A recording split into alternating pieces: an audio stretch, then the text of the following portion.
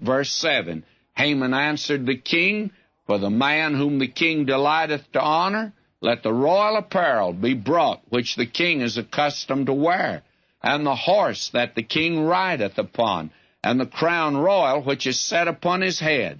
And let this apparel and horse be delivered to the hand of one of the king's most noble princes, that they may array the man whom the king delighteth to honor, and bring him on horseback through the street of the city, and proclaim before him, Thus shall it be done for the man whom the king delighteth to honor. Now, what do you suppose that he had in mind at this particular point? Well, Haman actually was plotting to get the throne of the Medo-Persian Empire, and he intended to usurp the throne, and I suppose that he intended to destroy the king also. He's a bloodthirsty individual, by the way. And so what he's asking, he thinks he'll be the one that will be honored. Therefore, let the crown be put on the head of this man, the royal apparel put on him, and the horse the king rides. In other words, let the people get accustomed to the man that the king wants to honor. Let the people get accustomed to see him riding through the streets as a king. In other words, he's revealing his hand here in a very subtle way, however, but it's his intention, obviously now, to try to overthrow the king. Apparently, I think that Ahasuerus saw the plot now that's in Haman's mind. Verse 10, Then the king said to Haman, Make haste, and take the apparel and the horse, as thou hast said, and do even so to Mordecai the Jew, who sitteth at the king's gate. Let nothing fail of all that thou hast spoken.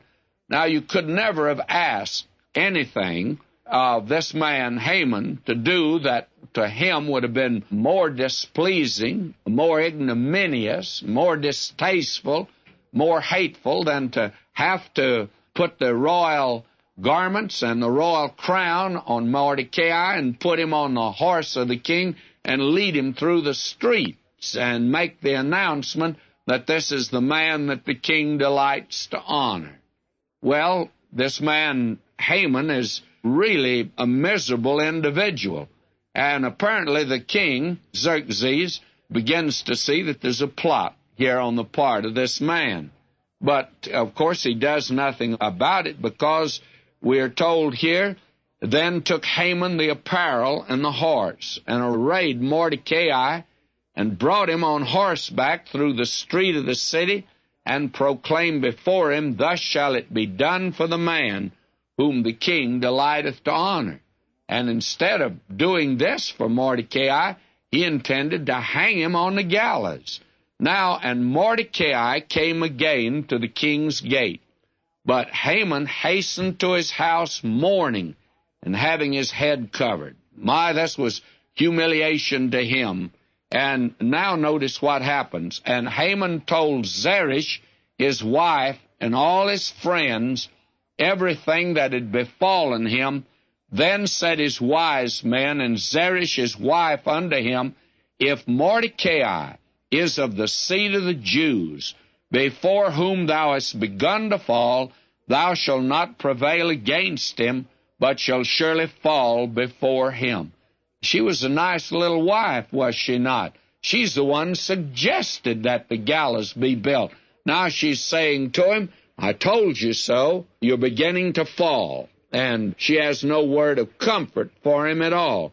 Now verse 14, And while they were yet talking with him, came the king's chamberlains, and hastened to bring Haman unto the banquet that Esther prepared. He's going to be late for the dinner that he'd been looking forward to, and the events now are happening so thick and so fast that he can't keep up with them. Things are beginning to happen to his disadvantage, and it is, as it were, he has no control over them. And by the way, he doesn't have any control over them. You know why? Because at that very moment, God is overruling all of this. and God is seeing to it that his plot does not succeed.